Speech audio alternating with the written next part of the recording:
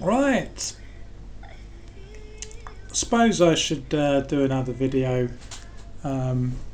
addressing the former senior coroner Stephanie Davies, since I made a video about her a few weeks ago, taking the piss out of her, basically, for good reason.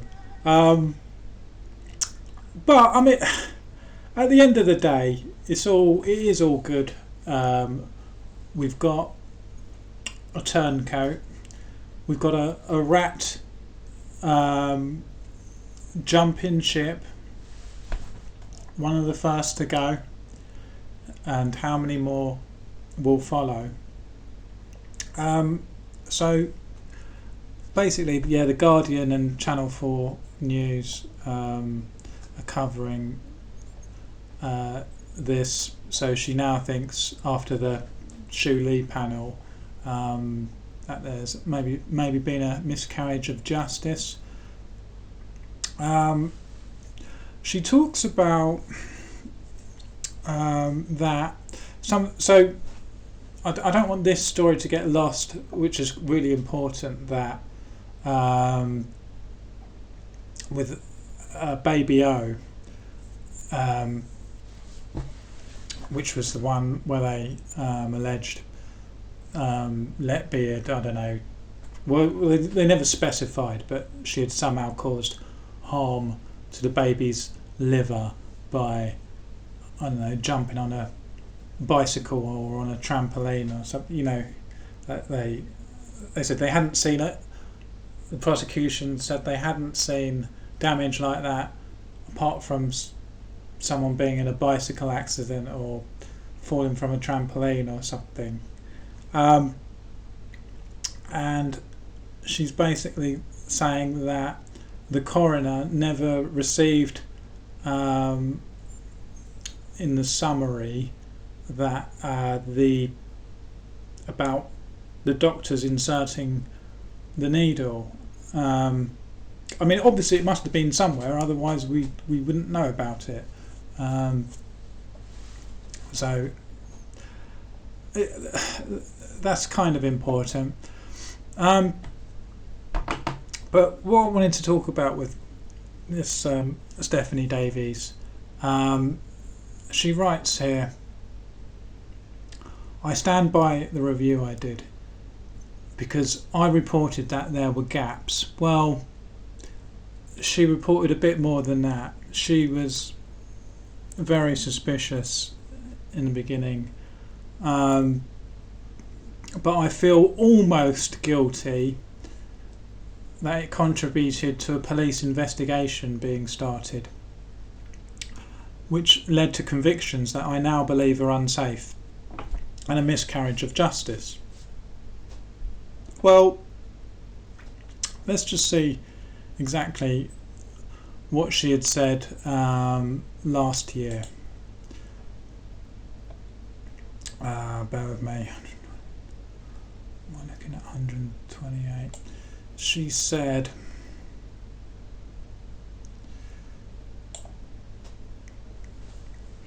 I was preparing for a guest lecture at university when I decided to look at the presentations stored on the USB stick again. So basically this is sort of some time after she had been found guilty, I think. It was then I spotted the Excel file, Countess of Chester child deaths, among the presentations, which I had noticed the first time. So she's basically saying she's taking credit for noticing the child deaths. It was the very same spreadsheet that I had compiled for Cheshire Constabulary in May 2017. I don't think this is going to be the Operation Hummingbird spreadsheet that we've all seen, because Stephanie Davies would only have seen child deaths, whereas the spreadsheet that they used in court was collapses, and as far as I know, none of the just collapses without deaths would have went to the coroner's office. When the Lucy Letby verdict was announced in the media, I thought about this spreadsheet, and I remembered how reluctant Cheshire Police were to even start an investigation into the deaths and near fatal collapses, and how my review had been one of the key factors that had prompted them to investigate after all. And so I decided to reach out to the Thirlwall inquiry because I wanted to report this issue as a near miss. So in other words, maybe the Thirlwall inquiry wasn't even going to ask her in the first place, and she actively went to them. So, excuse me. Yes, I feel that perhaps she should have almost guilty that she contributed. But yeah, like I say, at the end of the day,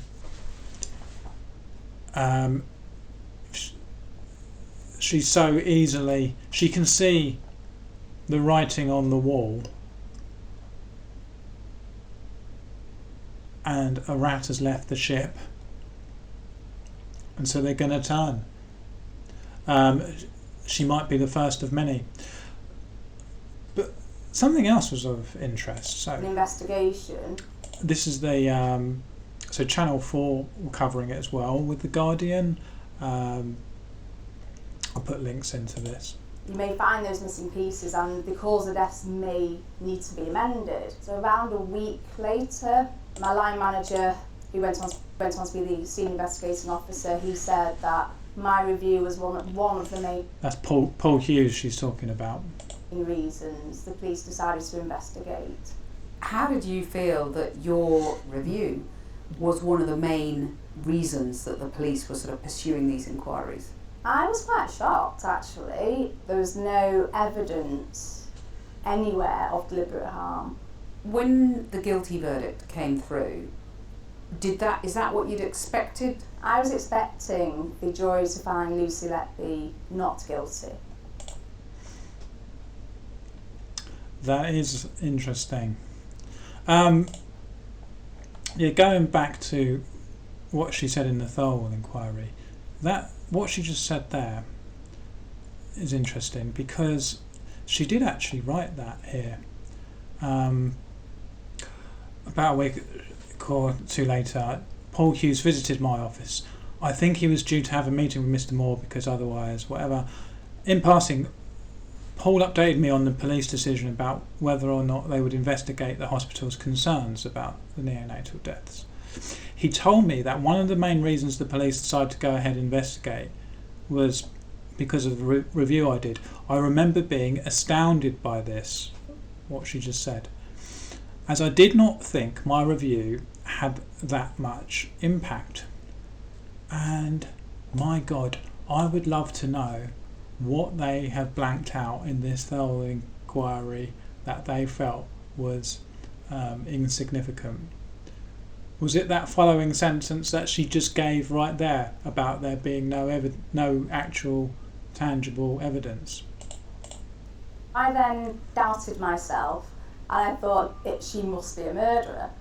Stephanie Davies submitted a statement to the Thirlwall inquiry describing her role in the case and reporting it as a near miss due to the police almost not investigating the deaths. But some months later she came across her original report. On rereading it, she noticed substantial differences between the original pathologist findings recorded in her review and the prosecution evidence used to convict Lucy Letby. I saw the original causes of deaths, and I compared it. I thought, what are the amended causes of deaths now? And they were so different. Air embolism, overfeeding of milk, insulin, and I thought... Were any of the deaths insulin? Well, hang on a minute. You know, we've got such detailed causes of deaths. So how have we now gone from, having a partial cause of death to something entirely different? And I thought, what's the scientific basis for these new causes of death? Since the guilty verdict, Letby's new defence team has held 2 press conferences to publicise the findings of a panel of international experts. And I thought, there they are, there are those missing jigsaw pieces. And that's when I realised this is a potential miscarriage of justice. And that's why she's now decided to speak to Channel 4 News and The Guardian. One piece of evidence about a baby described in court documents as Baby O stood out for Davies because it was never reported to the coroner at the time of death. There was mention of an attempted needle aspiration due to the distended stomach of this baby. And I saw that the reporting doctor never mentioned anything about this procedure to the coroner.